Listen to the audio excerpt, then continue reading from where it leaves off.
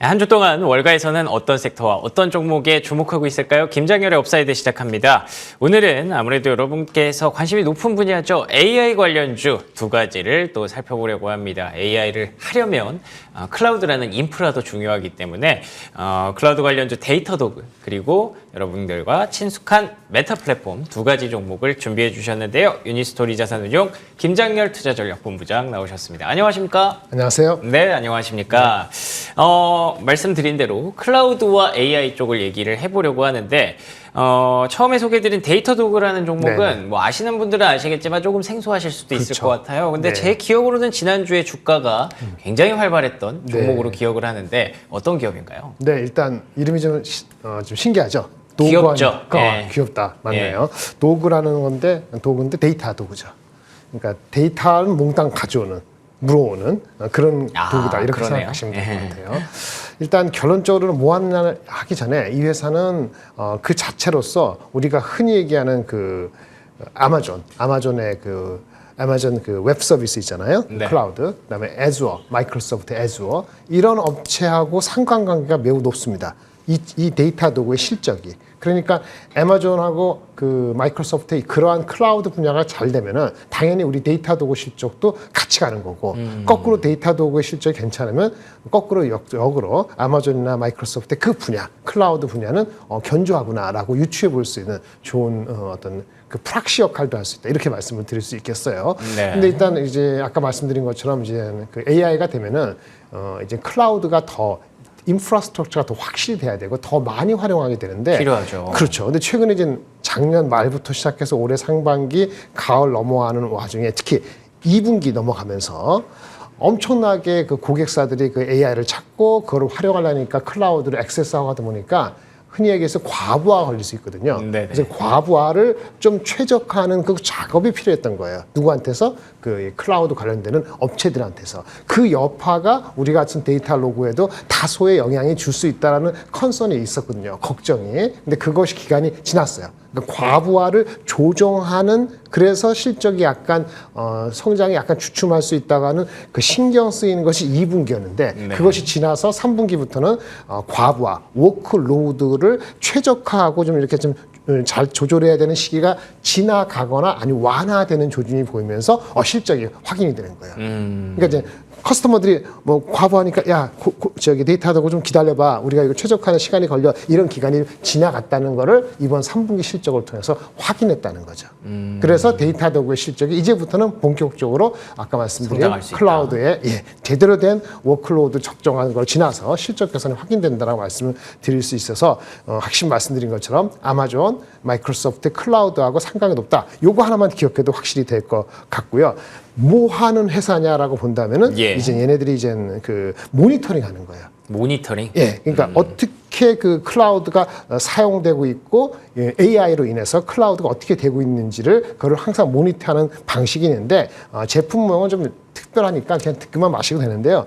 APM이라고 애플리케이션 모니터링 시스템 그거하고 네트워크 어떤 퍼포먼스 모니터링 뭐 이런 그 제품명으로 해가지고 한마디로 고객 단위 AI를 활용하는 인프라에서 어떻게 흘러가고 있는가를 모니터하는 그런 소프트웨어를 만드는 회사다 이렇게 말씀을 드릴 수 있습니다. 좋습니다. 모니터링 시스템에 좀 집중되어 있는 그런 기업이라고 볼 수가 있겠네요. 말씀해 주신 것처럼 클라우드에서 굉장히 중요한 역할을 수행할 것으로 보이는데 실적이 이제부터 다시 좀 개화할 수 있다라는 기대감이 작용을 하면서 지난주에 주가가 급등했던 것으로 보입니다. 그러면 뭐 실적 테이블이라든지 이런 부분들, 전망치라든지 이런 부분들 한번 체크해 볼 수 있을까요? 그렇죠. 일단은 이 친구들이 이제 가장 최근 거가 지금 10월 달 실적이 아니겠습니까? 그렇죠. 10월 달에 나온 게 좀 나왔다기보다도 커멘트한 게 있어요. 실적은 3분기니까 9월 달까지 실적이 나왔고요. CFO가 4분기의 첫 달인 지난달에 대해서 고객이 사용량이 추세가 좀 분명히 개선되고 있다라는 코멘트를 했고요. 그 다음에 매출의 선행지표라고 할 수 있는 매출이 찍히는 건 나중 문제지만은 선행지표가 RPO라는 게 있습니다. R이 아마 residual 남아있는 어떤 프로세스하는 자녀 이행 의무 말이 어려운데 아직은 이루어지지 않았지만 앞으로 해 나가야 되는 그 의무가 되는 그러니까 네. 어떻게 보면 오도 비슷한 거가 RPO라고 하는데 그것이 전체 규모는 뭐 기억하실 거 없지만 YOY로 한 50% 이상 증가됐기 때문에 이것이 3분기, 4분기 내년도 바라볼 때 괜찮다. 뭐 그러니까 수주 잔고 정도로 생각하면 되나요? 네. 수주 잔고 정도로 생각하면 아, 그렇게 벌써 무겁나할 것 같아요. 우리 네. 수준은 보통 1년, 2년인데 자녀 이행이라는 게 얼마만큼 해야 되는 어떤 기간이 있는 거니까 네. 뭐 그렇게 해석하도 무관하겠죠. 어쨌든 이것이 50몇 프로 올랐다는 거는 의무적으로 늘어난 거잖아요. 그러니까요. 예. 근데 이게 4분기하고 내년도 매출을 가속화하는 하나의 지표 역할을 할 수 있다라는 그 측면에서 투자자들이 좀 긍정적으로 받아들인 것 같고요. 3분기 실적을 잠깐 볼게요. 네. 3분기 실적 자체도 한 25% 정도 매출이 올랐어요. 컨센서스보다 한 5% 정도 더 잘 나왔고요. 제일 중요한 건 여기는 뭐 심플하죠. 고객이 늘어나면 되는 거거든요. 고객 수가 늘어났어요. 21%. 근데 더 중요한 거는 고객 수가요. 얘네들은 이제 제품 여러 가지라 했잖아요. 한 가지 제품을 사용하는 게 아니고 두 가지, 네 개, 8개 이렇게 여러 가지 제품을 한꺼번에 구매해주는 고객이 많을수록 매우 좋은 거잖아요. 그래서 흔히 멀티라 그러는데 4개 이상 사용하는 고객이 전체 비중의 거의 반, 46%. 더군다나 8개 이상 사용하는 고객도 21% 되는데 이 46%, 21% 퍼센티지가 작년 동기보다도 각각 4%, 5%포인트가 증가된 거예요. 그러니까 많이 사용하는 제품 횟수를 많이 사용하는 고객들이 작년보다 한 4, 5%포인트 늘어나면서 전체 매출이 20% 늘어났기 때문에 매우 밝은 실적을 3분기에 찍었고 아까 말씀드린 RPO도 괜찮고 그다음에 10월달 들어와서 실질적으로도 프로그레스가 좋다고 CFO가 얘기하니까 합작이 되니까 주가가 안 오를 수가 없는 거죠. 그런데 더 중요한 건 이런 실적이 발생되고 있는데 우리 흔히 얘기했을 때 실제 AI 아주 핵심적으로 AI에 특화된 고객 향으로 나가는 비중은 아직은 전체 매출 뭐 ARR이라는데 중요하지 않고요. 전체 매출의 2.5%밖에 안 돼요. 무슨 얘기냐? 아직도 갈림이 많다는 거예요. 예. 아직 AI용만 특화된 거로 나가는 매출은 2.5%밖에 안 되니까 무궁무진하게 더 확대될 수 있다는 거니까 상당히 고객 수의 증가뿐만 아니고 고객이 다양하게 사용한다는 거. 근데 AI 룸은 아직도 많다는 측면에서 쿵짝쿵짝 모든 게 좋은 거죠. 한마디로 뭐 거의 뭐 애마존하게 다른 회사보다도 더 업사이드는 단기적으로 더 크지 않을까라는 느낌이 받아서 굉장히 좀 파지티브하다고 말씀을 드릴 수 있겠고요. 한 가지 더 말씀을 드리면 네. 이 실적이 이렇게 좋은데 가이던스까지 좋았어요. 가이던스 아까 말씀 3분기에 25% 성장했지 않습니까? 그럼 이렇게 볼 수 있어요. 2분기까지 좀 억눌렸다가 3분기에 좀 올랐거나 볼 수 있는데 4분기도 성장이 한 20% 이상을 가이던스를 줬는데 이 가이던스 역시 원래 갖고 있던 컨센서스보다도 한 최소한 5%에서 한 7, 8%까지 더 늘어난다고 보는 거니까 가이던스가 좋으니까 확실하게 좋다고 말씀을 드릴 수밖에 없는 거죠. 알겠습니다. 쿵짝이 이렇게 잘 맞아 들어가고 있다. 굉장히 포지티브한 상황이다. 상승 여력도 높다. 여러 가지 표현을 통해서 데이터 도구에 대한 기대감을 표현해 주셨습니다. 이 정도면 여러분들에게도 좀 닿지 않았을까라고 생각을 해서 데이터 도구 얘기는 여기서 간단하게 마무리를 해보고요. 이어서 메타 플랫폼 얘기를 또 해보도록 하겠습니다.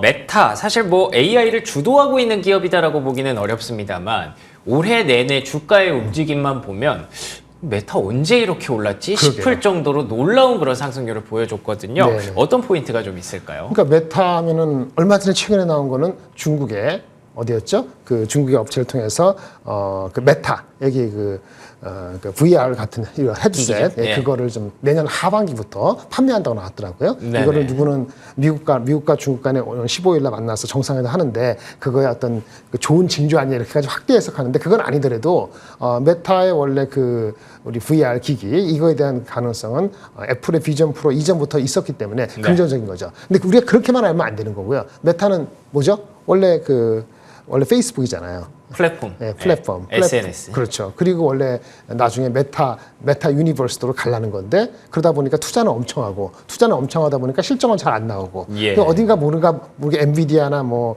애마존이나 마이크로소프트 대비했을 때 뭔가 좀 섹시하지는 않은 것 같고 뭔가 좀 아쉬운 느낌이 있죠. 그렇죠. 근데 메타는 구글하고 똑같이 구글도 마찬가지인데 돈 버는 거의 거의 80% 실제는 지금 광고예요. 그러니까 실질적으로 돈 버는 거는 광고인데 광고를 효율적으로 하고 여러 커스터머들한테 확대되기 위해서는 뭘 활용하면 좋을까? AI를 활용하면 좋거든요. 근데 그쵸. AI를 활용하면은 레버리지가 확 올라갈 수 있다고 느끼고 투자를 하고 있는데 AI를 활용하는 측면에서 좀 긍정적으로 볼 수 있다. 이런 리포트들이 최근에 나오고 있어요. 근데 그 나오기 전부터 주가가 좀 올랐습니다. 예. 그래서 오늘의 주제는 메타 플랫폼이 워낙 많은 비즈니스 하고 있습니다만 포커스를 AI를 활용하는 그래서 광고 수입이 늘어나는 그 레버리지 효과에 주목하자.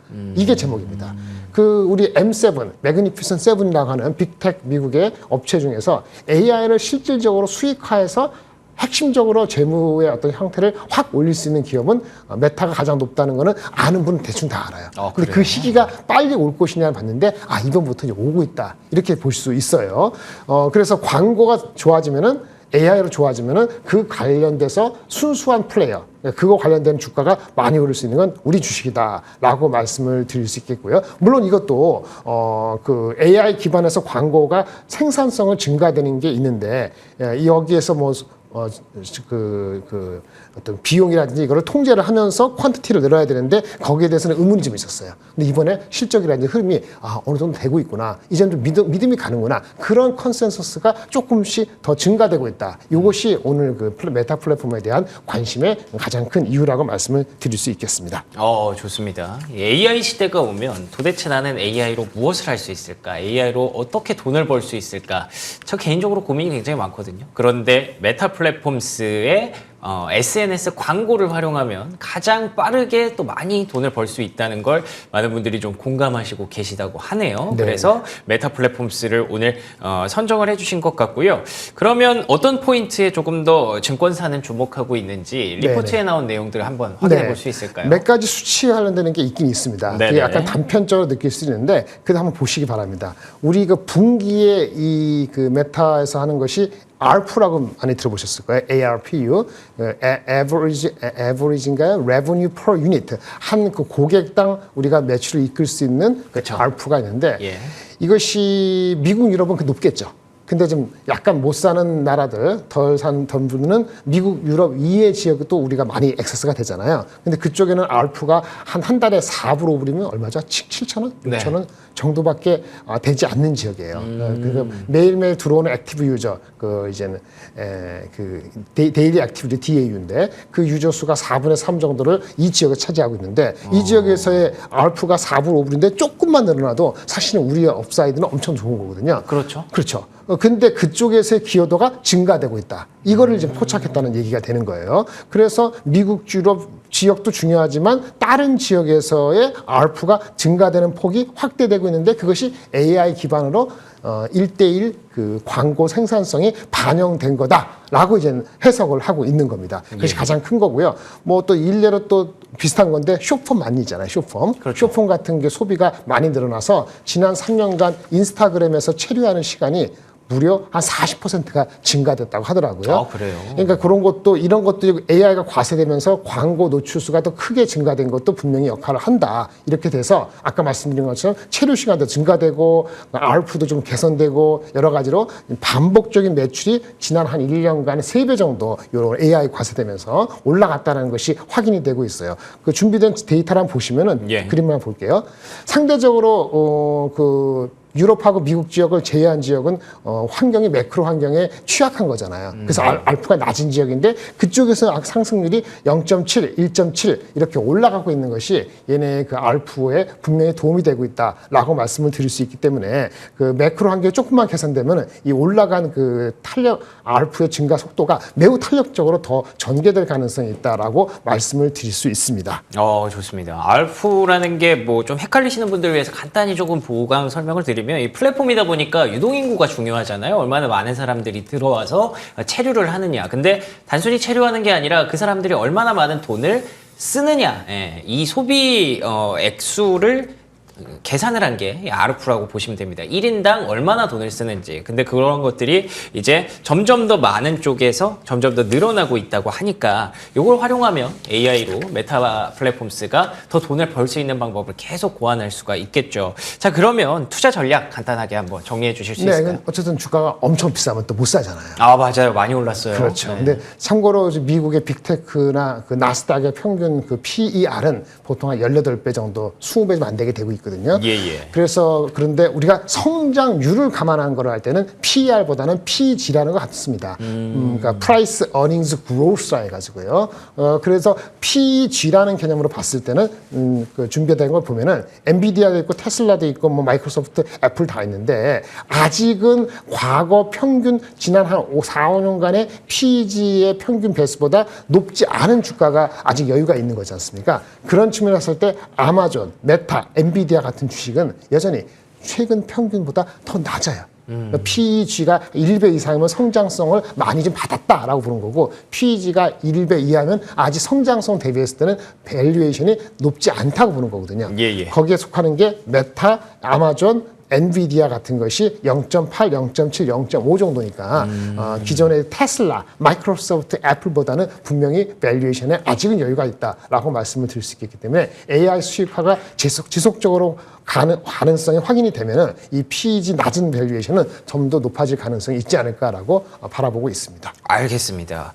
그러고 보니까 엔비디아, 메타 이렇게 비싼 걸 또 어떻게 사나 하시는 분들이 있을 것 같은데 지금 뭐 PER로 따지면 또 어떻게 될지 모르겠지만 말씀해주신 AI의 성장성을 감안한 성장률 PEG를 감안했을 때는 엔비디아, 아마존, 메타가 아직도 저렴한 수준에 있을 수 있다는 해석이 가능하군요. 이 부분이 여러분들께 와닿고 공감이 되신다면 관심 있게 보시면 좋을 것 같습니다. 지금까지 유니스토리 자산운용 김장현 투자전략본부장과 얘기 나눠봤습니다. 오늘도 좋은 말씀 고맙습니다. 감사합니다.